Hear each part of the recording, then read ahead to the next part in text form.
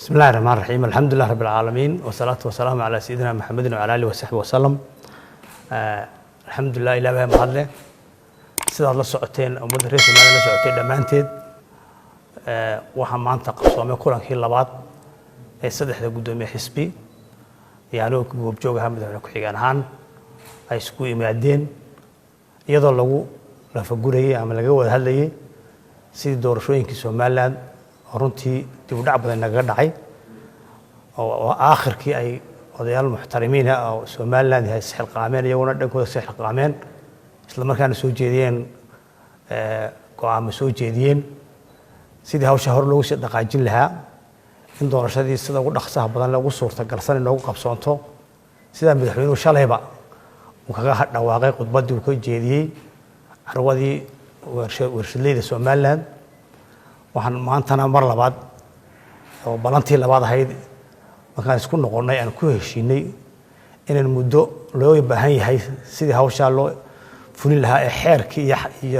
iyo xalkii la isku cunsiin lahaa hawshaas mid dhalow noqon lahayd in muddo kooban oo ilaa bisha dambe 10keeda ah aan ka baaran degno oo hawsha dhameystirkeeda sidii loo dhameystir lahaa loona horan loogu socon lahaa hawshaasi qodobadii ay soo jeediyeen duqeydeenu loo marti loo fulin lahaa ayaan ku waacsanay ilaa bisha 10keeda hawsha inta ka horeysa insha Allah laga guro marti xarkaha laga guro qodaha laga guro labada gudoomiye oo nala qaateen runtii taasna dadku u baaqaynaa waxaan naga sida shalay madaxweynuhu horti shacabka horti farinta ugu diray waxa naga go'an dhamaantayo in wixii hore dhacay ugu dhacay wixii dib u dhacayo soo dhacay ugu dhacay لكن سين ما أنت لقى بلعبة أنا أودي أقولون سيد دورش درك وقف من الهيد تكلية ما أنت سومال لك بدبالس السلام عليكم ورحمة الله وبركاته. بسم الله الرحمن الرحيم وصلى الله على سيدنا محمد وعلى آله وصحبه أجمعين. سكور قبتين وحرمان تيارناي كلن كلا بعض لبدو قدومي حسبي مدحوينها مدحنا كيانكو سان هروسي وضنا سيد دورش دنا وقف من الهيد soo jeedintii odayaashana loo dhaqan gelin lahaa markaan aragnay hawsha culeyskeeda waxaan isla garanay inay u baahan tahay waqti hawsha lagu fuliyo si qodobadii loo fuliyo marka waxaan isla qaadanay in ilaa bisha 10keeda January 10keeda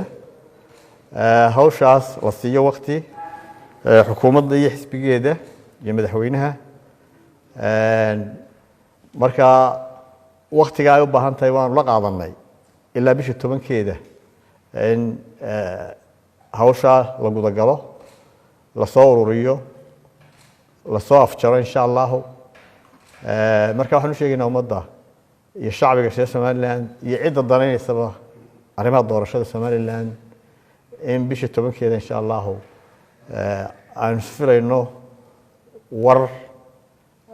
ummadda iyo shacbiga ka farxiya inoo horseeda in doorashooyinkii inoo qabsoomaan qodobadana insha Allah ay